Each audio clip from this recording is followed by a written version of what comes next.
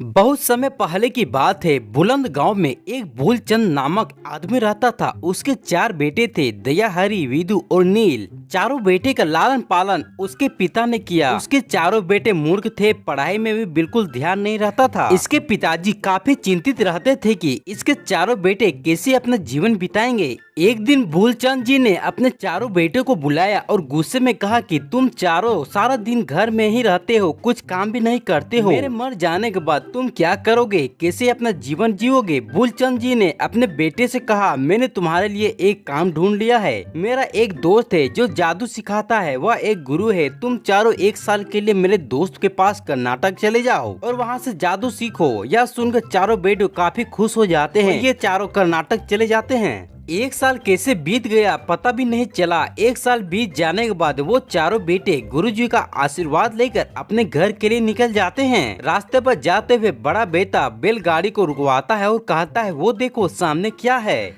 चारों बेटे बैलगाड़ी से उतरकर सामने देखते हैं और कहते हैं, ये क्या पड़ा है। बड़ा बेटा दया कहता है, यह एक शेर का कंकाल है। तीनों बेटे हरि, विधु, नील गुस्से में कहते हैं, क्या तुम हमें ये कंकाल दिखाने के लिए लाए हो। दया कहता है, अरे मूर्ख हो तुम सब, हमने जो 1 साल में मंत्र और जादू सीखे हैं, क्यों न इस कंकाल पर ही जादू करने की कोशिश करें। इससे हमें यह पता भी चल जाएगा कि हमारा मंत्र काम करता है या फिर नहीं। दूसरा बेटा हरि कहता है, हटो, मैं इस कंकाल पर जादू करता हूँ। हरि मंत्र पढ़ता है और सारी हड्डियाँ जुड़ जाती है। विधु और नील भी मंत्र पढ़ते हैं, फिर सारी हड्डियों पर धीरे धीरे मांस आ जाता है और शेर बन जाता है, लेकिन शेर में जान ही नहीं होती है। फिर दया आता है और वह उस शेर पर काफी देर तक मंत्र पढ़ता है, जिससे शेर जिंदा हो जाता है। यह देखकर सभी घबरा जाते हैं। शेर चारों बेटों पर हमला कर जाता है और उन लोगों को खा जाता है। इन चारों में से सबसे बड़ा मूर्ख सबसे बड़ा बेटा दया था, जिसने उस मुर्दे शेर पर जान डालने की कोशिश की और उसी की वजह से सभी की जान चली गई।